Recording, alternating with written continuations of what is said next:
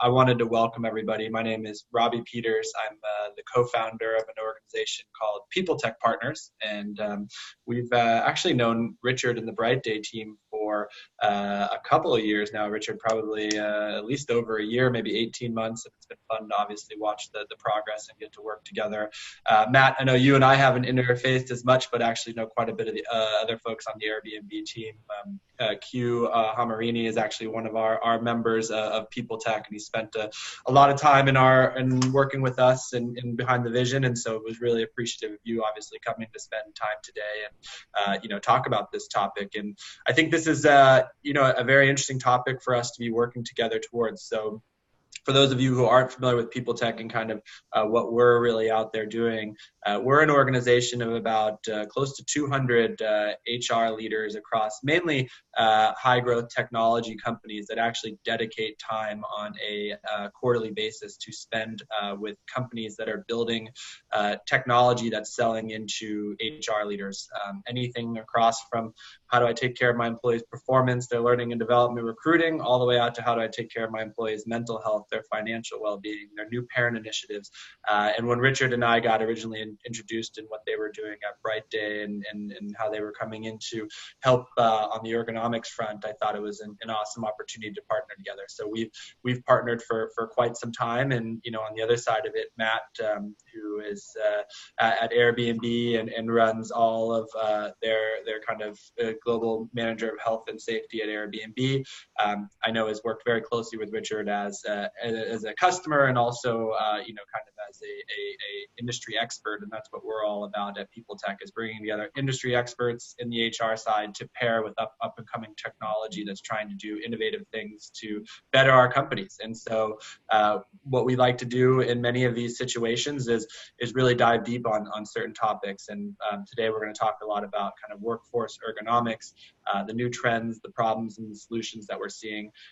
Matt and Richard will be walking us through some great prepared panel and question sets, and then at the end we'll open up for about 10 minutes of questions on folks here as well.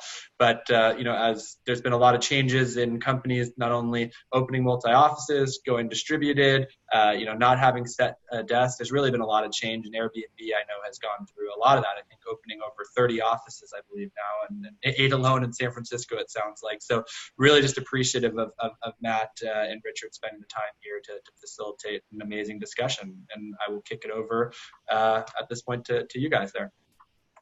Cheers, Robbie. Thank you so much. Hello, everybody. Welcome. As Matt said, as Robbie said, we're going to cover ergonomics, new trends, problems, and solutions. And we'll kind of do a relatively deep dive into those with Matt. If it all goes to plan, you should hear about 85% from Matt and 90% from Matt, as little from me as possible. But we might dive in and out of some stuff. And I think, what's so interesting for us as a startup has been able to come into a progressive, fast-growing company like Airbnb that is highly distributed and has the very latest in sort of workforce technology, workforce policy around how to look after their people and how to be progressive. So, Matt, welcome. Yeah, thank you. Thanks to People Tech Partners for having me. It's great to be here, and yeah, I understand maybe that there might be a lot of people from the HR world at Airbnb.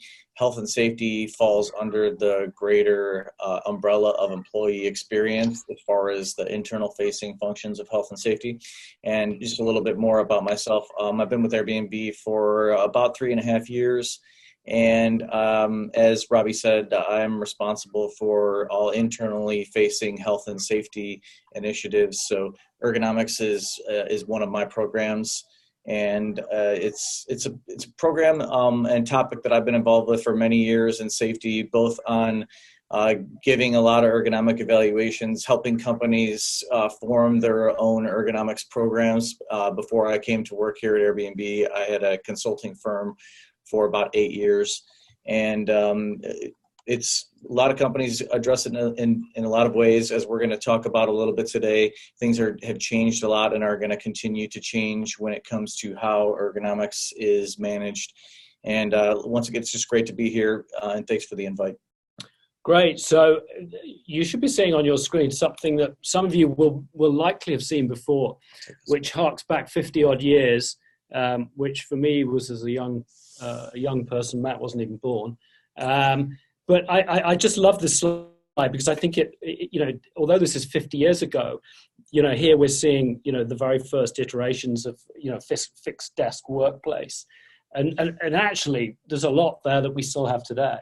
Yeah, absolutely. I mean, you could see some type of pointing device or mouse in the picture, and they have their monitor and their office chair, and the guy over there on the left's got some documents he might be looking at periodically on his left over there. Yeah. I mean, I just love the mouse and I'm not sure what he's doing with his left hand. Do you know what that is? Yeah, not sure. Yeah. But suffice to say that, this setup, 50 plus years old, we've got modern day versions of this. And really, I think for the first time, what we're seeing is, out of that long period where, we were developing cubicle-orientated workforces, is that we've now arrived at this new place. And with that new place, this new trend towards unassigned, which, I mean, you at Airbnb you're right at the forefront of that.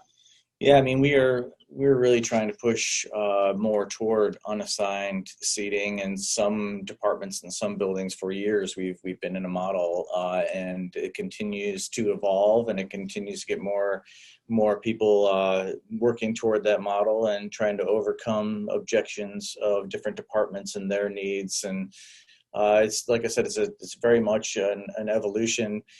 Still, some things are very much the same as those pictures, though. I mean, we have a lot of people that are still need to use keyboards, still need to use a monitor, some kind of pointing device.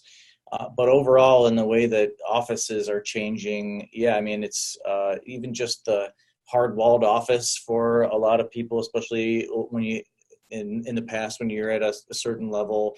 And then we had a long period of time where individual workers were in cubicles and had kind of your own dedicated space. And especially in tech, I see really everybody moving more toward open kind of offices, getting rid of the cubicle walls, more of desks and groups, and people working in a little bit more informal type of atmosphere than what I saw earlier in my career. And it goes without saying, you've got obviously a lot of offices to cover and a lot of different geographic regions and a lot of different legal aspect to that as well. Absolutely. I mean, I think we just passed 38 different offices globally, and we in a meeting recently on the greater safety and security team that we have, we kind of had a joke that Airbnb has provided support on all continents. Airbnb had a expedition kind of externally facing event down in Antarctica that's wrapping up actually right now. So some of our safety and security team provides some services for that. So yeah, I mean, it's been explosive growth too. We've added almost 2,000 employees just this year in 2018, and it's going to continue to grow. So yeah. We not only just in a lot of geographic locations, each location has its own kind of culture, and you try to keep some things standardized, but be flexible with the program when, and not every office is built at the same time. So the standards evolve, and those are some of the other things I think we'll be talking about. Yeah. So as we so before we address some of the problems and some of the challenges that you have with dealing with a highly distributed unassigned workforce, I think it's worth just digging into why this trend has come about. What do you see as the advantages? What are the management of Airbnb gathering around as to why this is the way to go? Well, and we are going to eventually talk about the pluses and the minuses, but right now focusing on advantages. Even up to our CEO, the first two things that you see on the list right here, community and office energy and buzz, is something that's really, really important to us at Airbnb. Even though we're not necessarily the newest company and we're getting kind of big right now, we still are really trying in a number of ways to maintain some of that energy that was there when we were a very small startup company. And some of that is just a perception and how the feel of the offices, which are not really concrete things that you can quantify to some extent, but a sense of community, a sense that it's easy to talk with other people that are working in your department, a flexibility to sit with people in different teams. And, we even have some debates going back and forth, and I'm obviously pressing for monitors, but, there's even a lot of our team members want to get rid of even things like external monitors if we can, or some of them, just to keep some of that face-to-face contact. And the open office environment in general, regardless of unassigned, really, really helps with that. Space planning, space utilization, all of that is part of the driver for going to unassigned workspaces as well. When you're growing a lot like Airbnb is, you run out of space quickly, especially when you have just an amazing recruiting team that's really trying to push to meet our very difficult goals. So, we in some buildings, some places around the world, it's not the quickest process to get your space built out. And we've done a number of usability studies and counting how many people are using. And in some of our studies, we found that, some desks are really only used in some offices 30% of the time. So 70% of the time you have all these open desks. And we got pretty granular with it here at Airbnb as far as down to different departments. And some departments are heavier workstation users than others. A lot of departments here are more social and less individual contributors. So the meetings and the workload is a lot more team based. We find that having extra space so people can break off and make phone calls, that can become a disadvantage. But it also it allows for some natural evolution of your space and how it's used. Flexibility is pretty easy to see how unassigned workspace. I mean, I've sat in a different place every day. I've been in the office this week, and my team moved today, so I'm in a whole new office area in one of our buildings. But so you have the space. We have ratios for different departments on how many desks we're assigning to the groups based on usability studies. And the only way that we could meet some of our space challenges right now is by having some of these unassigned areas, just from a space perspective and from just being responsible with how you're using your resources. Nobody wants to have 70% of desks and monitors just sitting there unused throughout the day. I mean, that's just not the best use of your facility in general. So generally speaking, it's productivity of people and productivity of space. Those are intended advantages, and we'll get into some of the challenges. Actually, if you don't even need to bring it back up. Standardization. There were a couple more things on that list that I think just deserve a little bit of a mention. Standardization does can become easier when you go to unassigned seating. The same resources available in kind of the same areas, and we even found what we thought would be a challenge on some of the cleanliness with unassigned workstations. When you do take the time to clean them, that you can get a more deep clean at the end of each day if some of the rules of your unassigned seating program are followed. So, and here we are looking at challenges. Yeah. Suddenly the flip side. It's like that. Yep. So I know that obviously for you, I think was it in the summer that there was, we're going fully unassigned at Airbnb worldwide. We opened up a new building. So as I mentioned a little bit earlier, we have some different offices that have been using this model for years. So, we have an office in Portland that's had unassigned seating for multiple departments for as long as I've worked at Airbnb. I've seen the pendulum kind of switch in some of our San Francisco building in the time that I've been here, starting off with no assigned desks. It seemed for a little while we were kind of going more toward having individual assigned workstations. And yes, in the last year, we've really doubled down on our program for unassigned work. We call it neighborhood desking at Airbnb. Got it. So it's really neighborhood based, and your team is allocated a certain number of spaces, based on how many people you have and what that ratio is that I was kind of talking about for usability.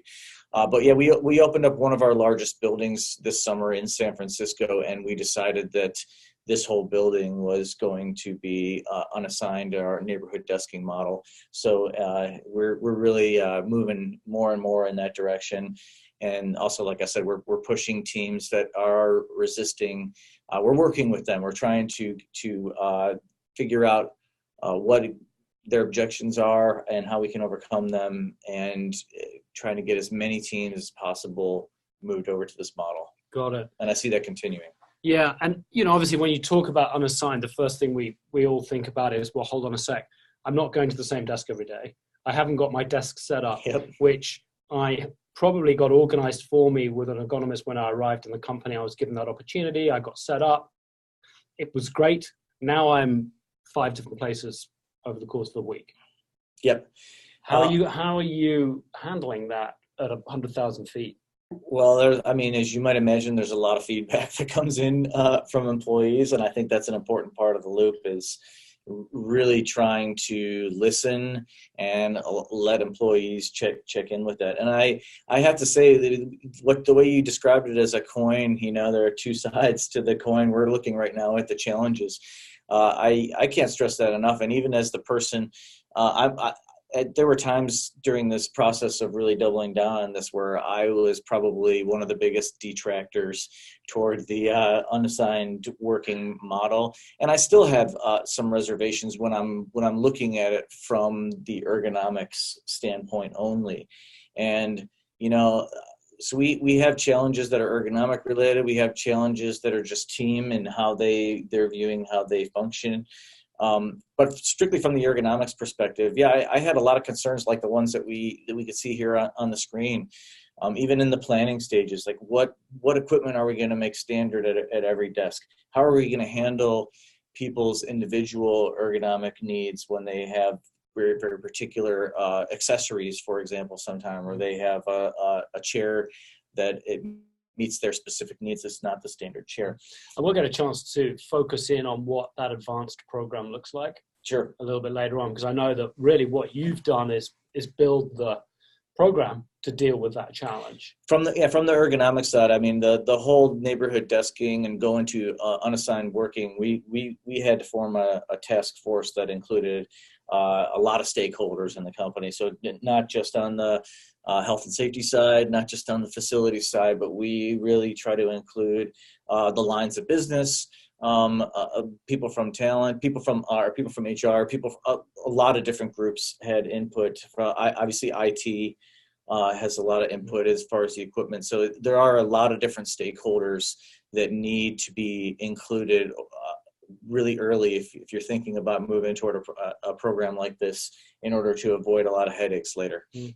Yeah, when we talk about the specifics of something unassigned, let's go to the generic here, the general causes, because as a entrepreneur coming into the space, and not as a trained economist, I was utterly staggered that we would go and we would meet with a company with 10,000 plus employees, and there would be one ergonomist on staff. And they would maybe have 5, 10 locations which they had to manage.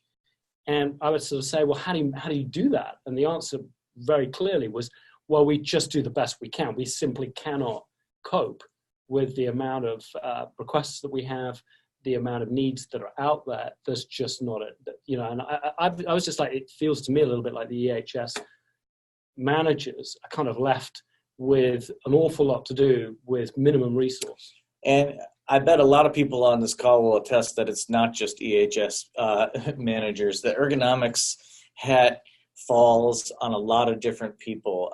Before I came to Airbnb, there was a period of time where somebody from HR was in charge of ergonomics. And then after that, somebody from facilities was in charge of ergonomics.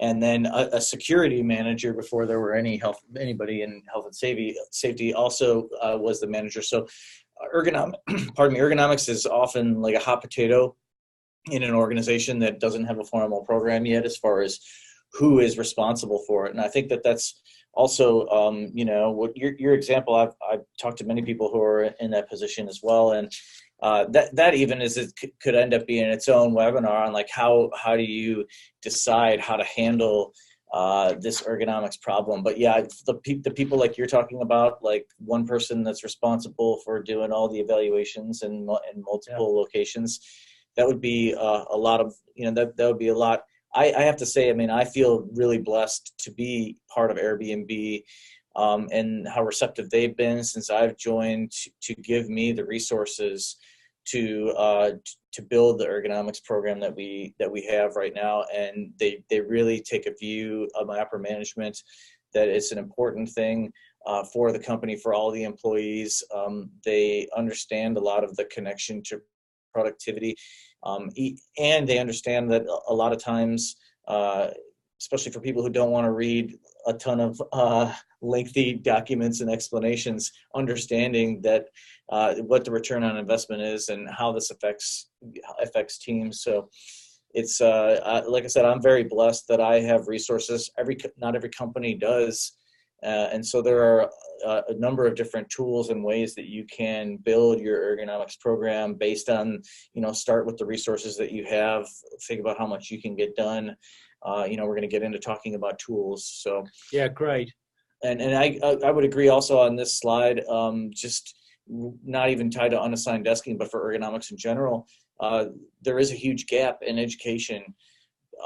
Especially at Airbnb, we have a young workforce. A lot of the people that we hire, this is the first job that they've had. And I talk to people all the time and they don't get any education. They don't get a lot of training in it. So the first point of contact they're getting is often with the companies. Yeah.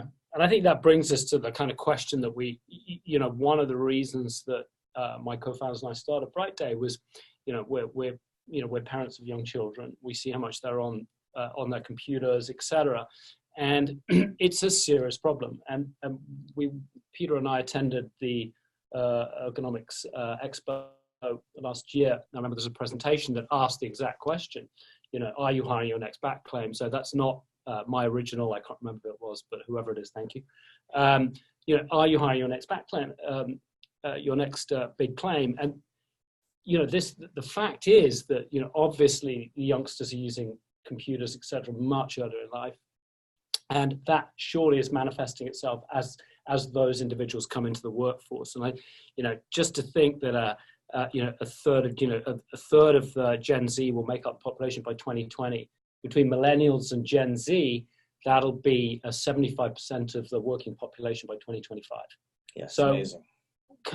How? I mean, you have a pretty young workforce here at Airbnb. We do, yeah, we do, and you have to think about how you connect with them and how you have to think about this, because a lot of the problems that you're going to develop, like we're looking at here, like back pain and cost to the company.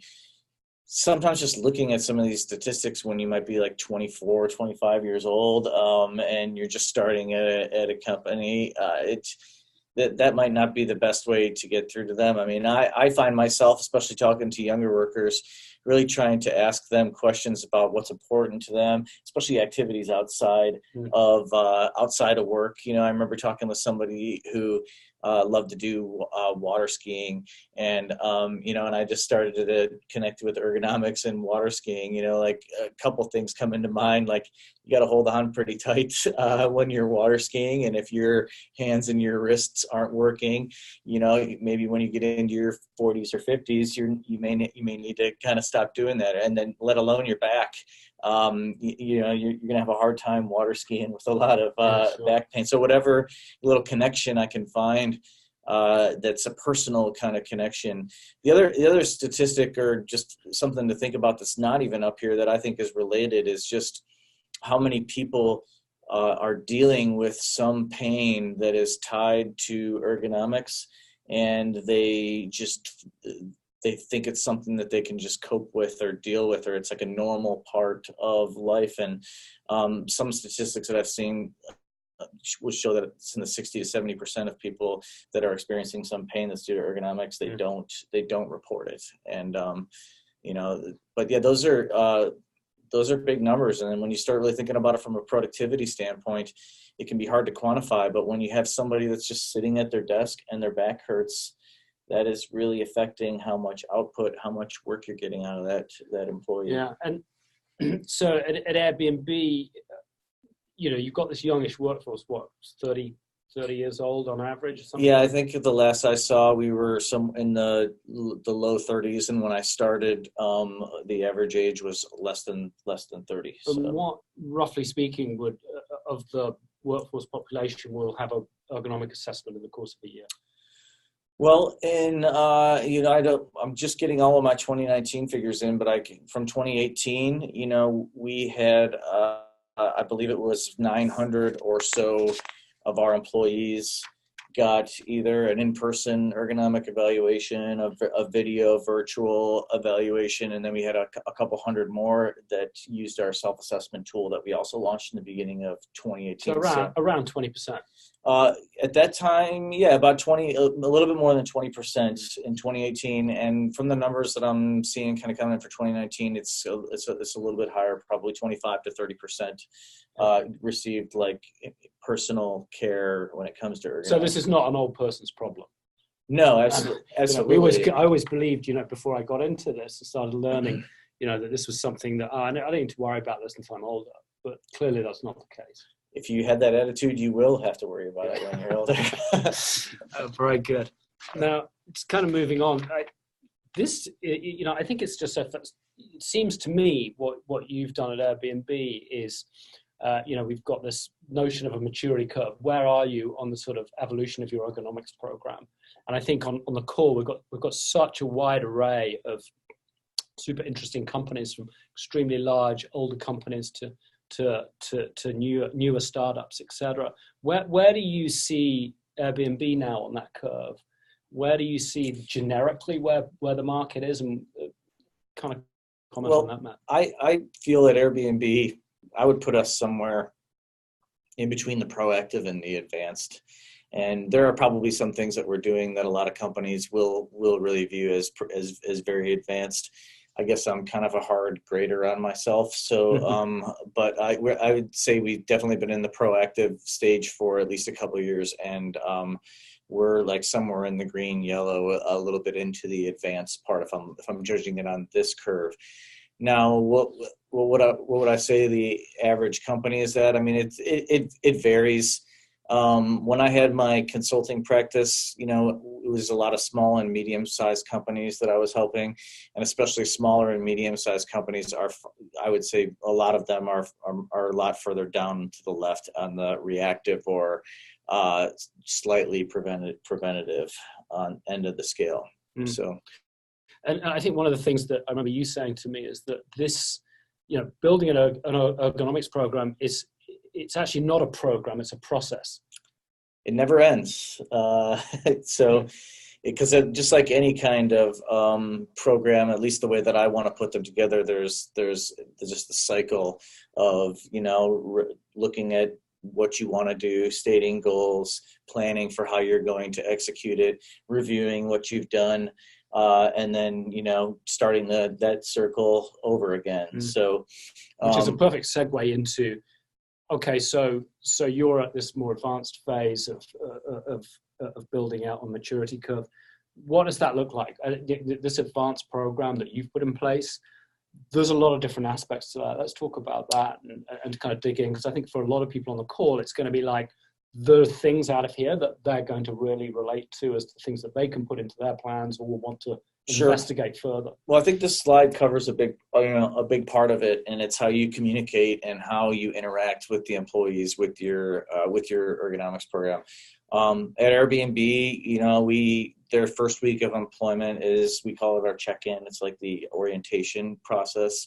And we get a little bit of time to talk about health and safety, and we make ergonomics one of the topics. And we introduce two employees right then on how they can request help, but we encourage them to request help. Part of the presentation that I made sure that's in there, and when I do it, I'm saying it, but as part of the script for it is, regarding the ergonomics program, the best time to get engaged is in your first week or two of work. Especially working here at Airbnb, things start to happen very fast and everybody gets busy. So, just really reaching out to them. We also have, as far as outreach, we're constantly trying to put new little tidbits of ads on digital displays, and we send emails out at different times of employment based on how long you've been at the company. Mm-hmm. So there are a lot. We also typically have some workshops throughout the year with some of the different vendors that we utilize based on different parts of the program. So some of them are focused on like the furniture that we have. Some of them are even focused on when you're experiencing pain, in addition to like getting an evaluation. But like some of our other providers we can get in that can show you techniques and some of the equipment that we have, where people can physically get some help with some relief. So. But it's this constant communication and having a plan. Our team in general, for all of health and safety, we're finalizing our 2020 comms plan, and ergonomics is a big part of that. We are looking to organize a posture month for 2020 as part of our ergonomics program as well. But a lot of outreach and planned in advance and branding, all of that stuff makes it makes the program happen a lot smoother, and you get a lot more engagement.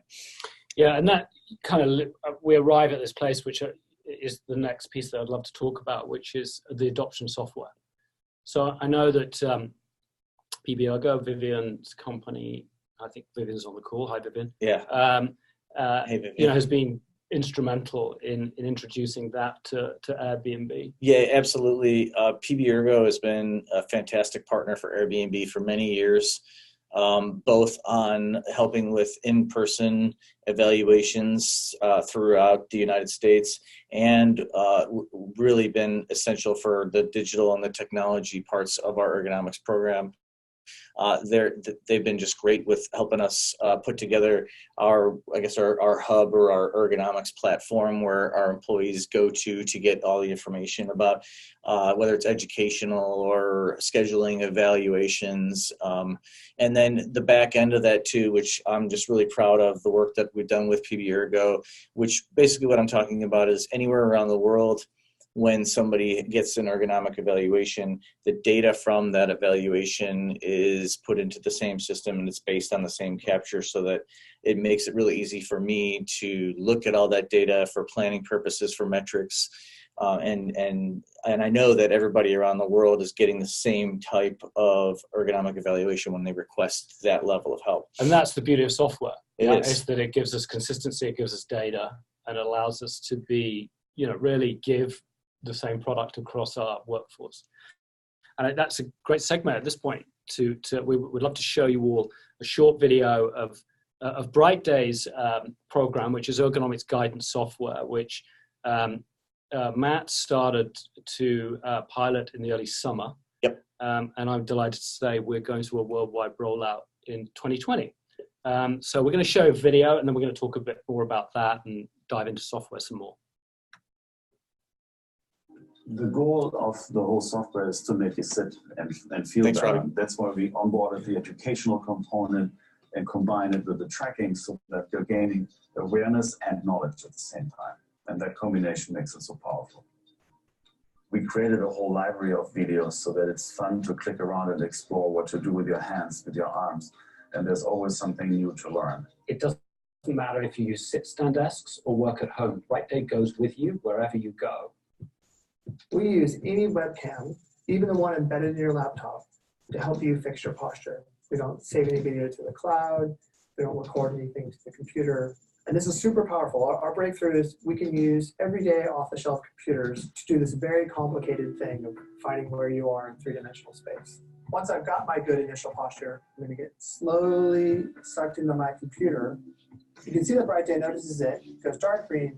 If I don't notice that, it's going to escalate into an avatar. That avatar will move with me in real time. And what it's doing with users is it's training you to get back to that good position. At the end of your session, we show you your main tendencies. So it can tell me that I'm leaning in and that I'm leaning left. It's going to do these calculations to figure out where you are and to give you that good feedback for your next session. These solutions bring about behavior change. Everybody should have good posture and minimum sedentary behavior. This is just good wellness practice.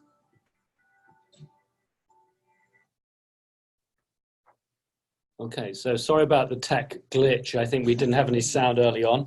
Hopefully you can hear us all again now.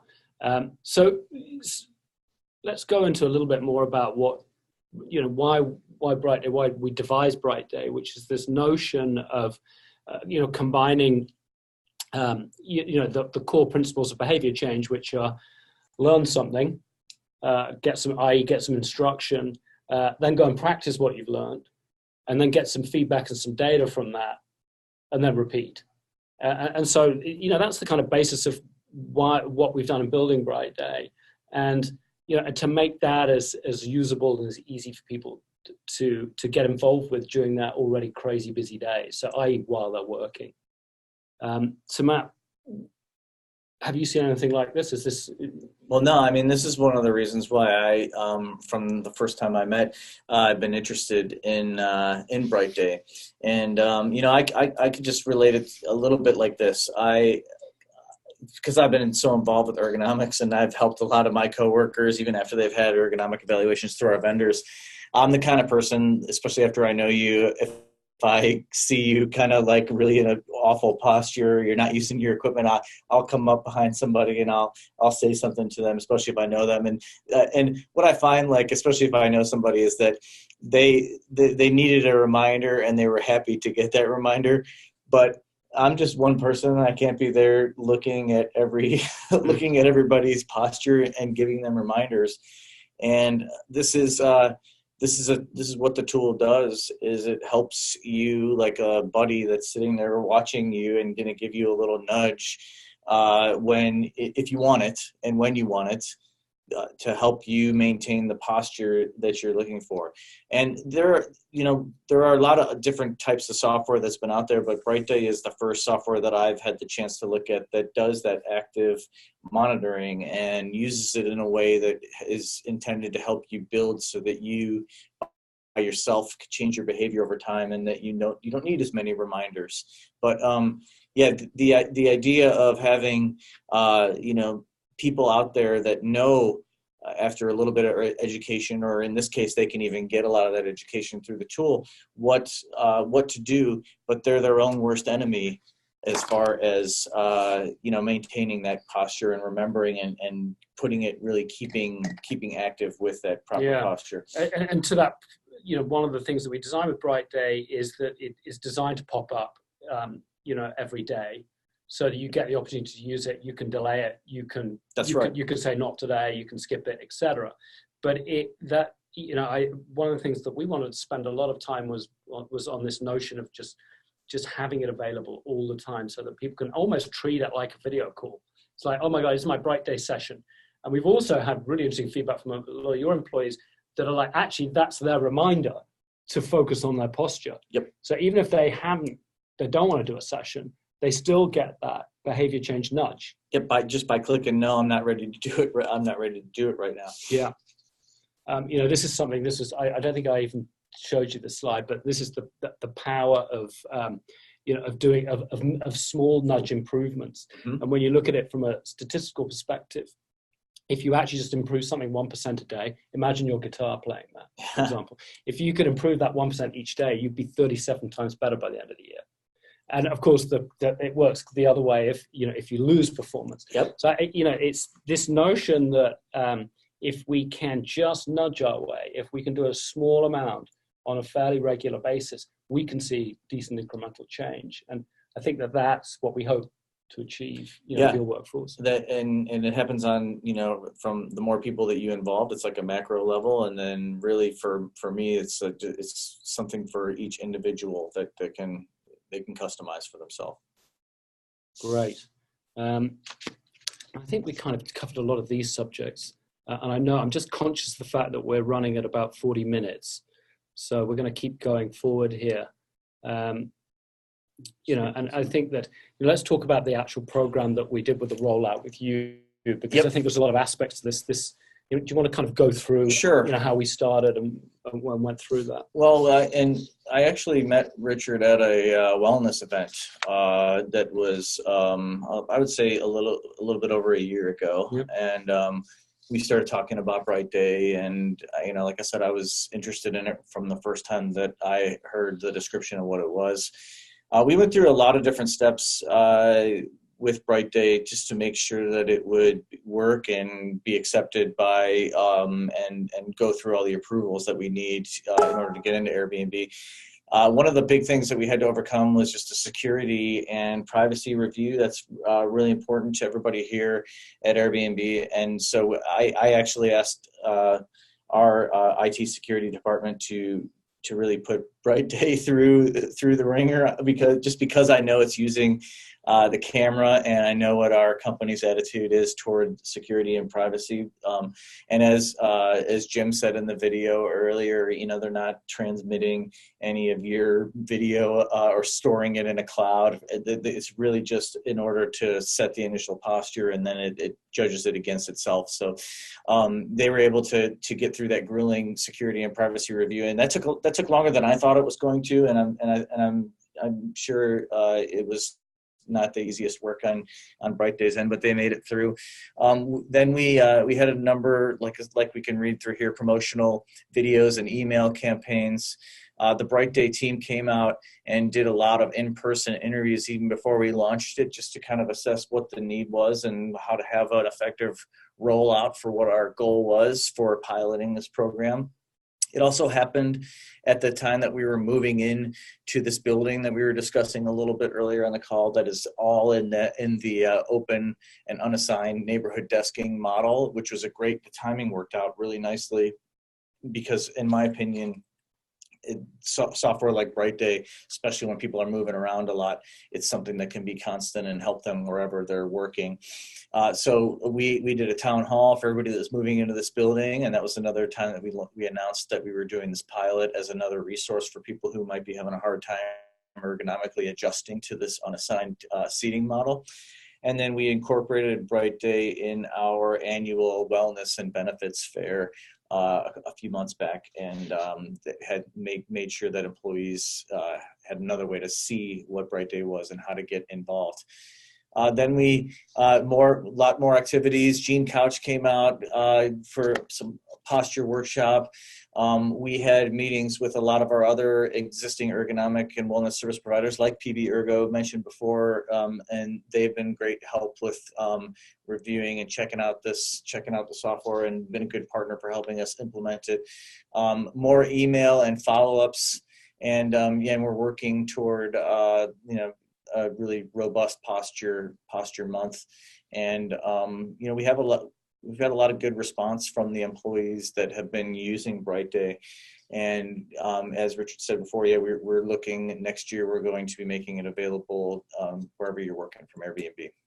Yeah, and one of the things we actually developed in lockstep with you was, what sort of data can we give you that's actually useful for you? And so, you'll see this is actually a snapshot, and you'll see that number of the workforce engaged. That's after this 3-month period, and our aim as a company is to our KPI with Airbnb is to have that number close up to around 8% by the end of the next year, so 12 months from now. And we kind of feel that that's doable based upon what we've seen, based upon the access that we have and the programs that we know you're comfortable. And remember, we're not forcing anybody to do this. That's not. We don't have a lot of, unless it's like absolutely regulatory requirement to make things like this mandatory. So it's really about people who get a little bit of a nudge toward it, and then they want to do it, and they decide to continue to use it and to initially use it. Yeah, and we talked about engagement. What else are you looking at, that you want to see out of the program? Well, one, I'm looking forward to people in some different regions using it just because all of our offices kind of have their own culture and their the design as we build them, it changes. So, and some offices are better and some are worse at giving constructive feedback about some of it. So, but yeah, I mean, I'd like to see engagement continue to rise. I would really like to continue to read some of the feedback from employees that are saying how this is improving their experience here working at Airbnb, and yeah, just hearing how it's been a useful tool and not something that is kind of like a nuisance to them. Yeah, and I think one of the things that we've done and we will continue to do over the course of the year is survey the employees around this notion of how much have they learned? What's the do they feel more educated about posture than they did prior, number one? Number two, do they feel like from a corporate social responsibility perspective that this is useful? Do they feel looked after?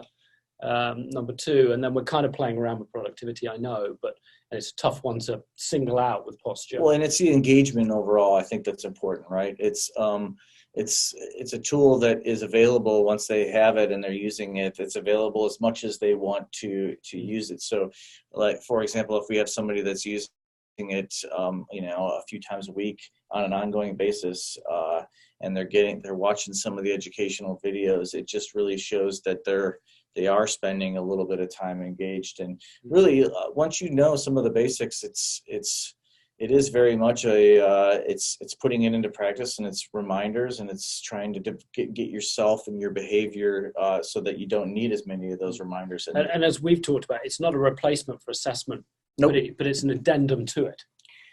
It's something that can be done alongside of assessment. It can, and I think that the future is going to show probably some uses even that maybe we're not even fully seeing yet for how some of the data and for how it can be used, and yeah, there's an educational component to it, and then there's the functional the posture watch. So there are a lot of different ways to engage with it.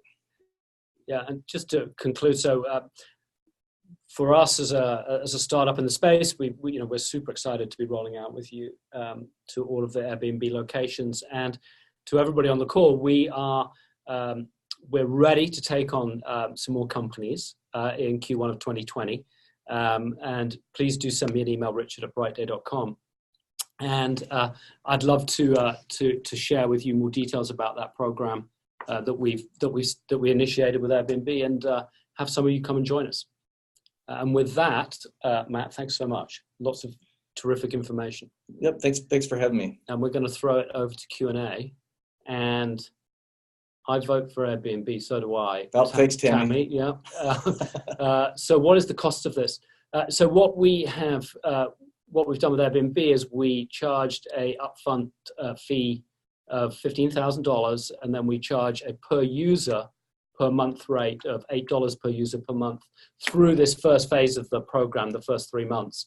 And as we move into wider adoption, that per user per month rate will drop substantially towards the $2 area, depending on numbers, etc. As we move into a wider deployment. So there's a little bit of a service fee and a per user per month. And I know you and I've gone back and forth about per user, per employee per month. And, I think for really large companies that are in 100,000 employees, there's a case for licensing, and, we've even discussed that. Per active user per month. But for the purposes of starting this program off, that's where we're at. And that was for Clark.